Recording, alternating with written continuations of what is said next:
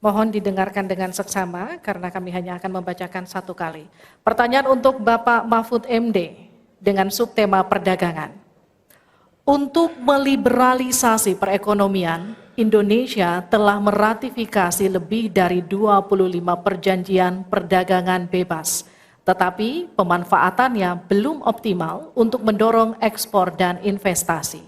Pertanyaannya, bagaimana strategi paslon untuk mengoptimalkan pemanfaatan perjanjian-perjanjian tersebut guna meningkatkan ekspor dan memperkecil defisit neraca perdagangan?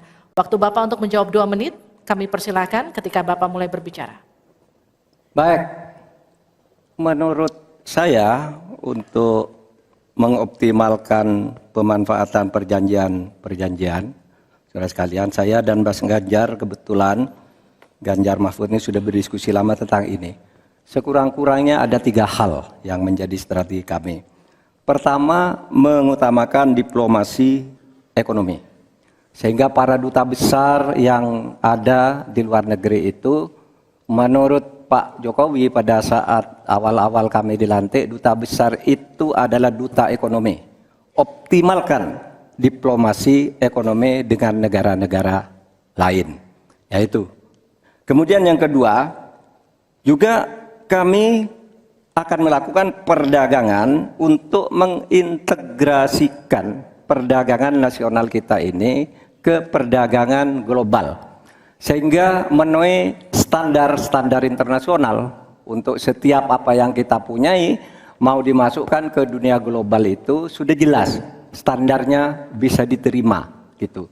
Dan kita juga membuat regulasi di sini agar tidak misalnya upaya perdagangan kita lalu diblokir atau dicurangi oleh teman-teman kita sendiri, pelaku-pelaku ekonomi di dalam yang berintegrasi atau berkoalisi dengan pejabat-pejabat publik. Kemudian, saudara kalian, kami akan mengutamakan penguatan ekonomi nasional agar ekonomi nasional itu juga bisa tumbuh ke dalam sehingga nantinya masuk dengan strategi kedua tadi bahwa kualitas barang dagangan kita itu bisa diterima di luar negeri dan produktif sehingga juga tidak susah misalnya untuk diterima oleh dunia internasional.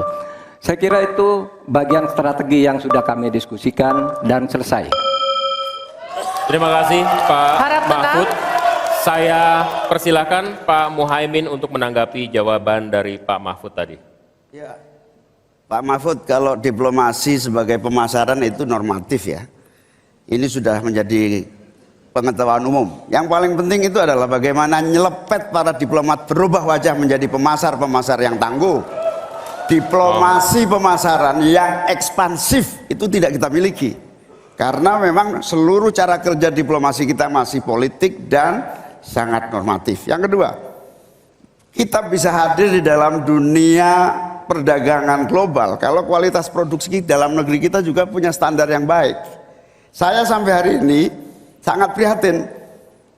Kita tidak ada satupun yang terus mengupgrade secara masif kualitas dan standar. Semuanya kayak dibiarkan tumbuh sendiri-sendiri gitu.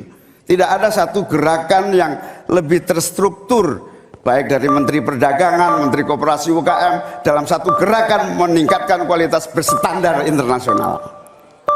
Cukup Bapak? Harap tenang. Selanjutnya kita akan ke calon wakil presiden nomor urut 2, Bapak Gibran Rakabuming Raka untuk menanggapi, waktunya 1 menit, silakan. Baik, terima kasih. Paslon nomor 1 dan 3 sudah bicara masalah diplomasi. Saya akan memberikan solusi yang konkret aja, paling konkret, hilirisasi. Kita jangan mau lagi mengirim barang mentah. Kita harus mampu meningkatkan nilai tambah dalam negeri. Saya kasih contoh nikel. Dulu sebelum ada hilirisasi, kita ekspor hanya 3 miliar US dollars. Sekarang setelah hilirisasi bisa menjadi 33 miliar US dollars. Ini saya baru bicara masalah nikel loh Pak. Belum bicara masalah tembaga, boksit, timah, dan lain-lain.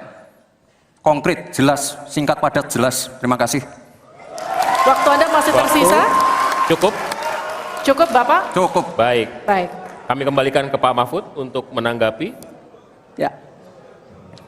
Baik, terima kasih. Ini masalah diplomasi. Diplomasi Harap itu tenang. normatif. Mohon Nah, tenang. Sebenarnya, saudara sekalian, kalau diplomasinya selama tidak jalan, saya kira sistem rekrutmen diplomat sekarang ini harus ditinjau ulang. Dulu-dulu diplomat-diplomat kita tuh bagus. Ya, sekarang ini kadang-kala ada titipan dari partai. Kalau belum dari partai, belum masuk, itu tidak disahkan. Di DPR partai ini belum masuk. Nah, sesudah bertugas tidak jelas. Dia tidak ngerti, tidak punya pengertian dasar-dasar diplomasi. Sehingga kalau saya diberi kewenangan, nanti diplomasi ini diatur kembalilah rekrutmennya itu. Betul-betul orang yang memenuhi syarat. Nah, soal hilirisasi itu sudah masuk sebenarnya Mas Gibran. Saya tadi kan bicara soal penguatan ketahanan ekonomi nasional. Itu di dalamnya memang sudah ada hilirisasi dan industrialisasi yang aman lingkungan. Itu selesai. Terima kasih, kita berikan apresiasi untuk ketiga calon wakil presiden kita di pemilu 2024. Dan kami persilakan para calon wakil presiden untuk kembali ke tempat duduk masing-masing. Silakan Bapak. Di segmen selanjutnya, ini seharusnya segmen yang kita tunggu-tunggu karena setelah ini mereka akan saling bertanya dan memberikan tanggapan. Interaksi antar kandidat akan dapat Anda saksikan di segmen selanjutnya dalam debat kedua calon wakil presiden pemilu 2024.